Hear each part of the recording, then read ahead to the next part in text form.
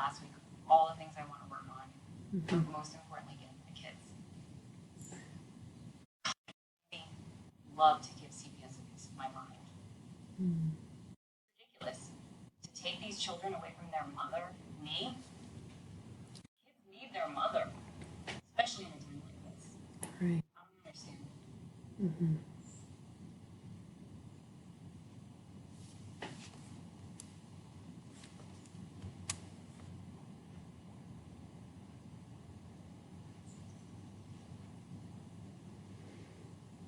How I would respond to my first conversation with Rhonda is just to say how tough it is to be away from her kids and just mirror back what she said to me.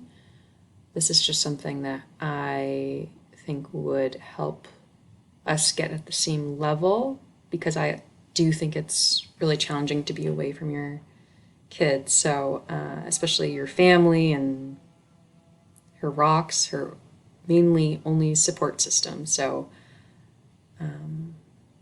I'll just stop recording now and see what everyone says, but thank you.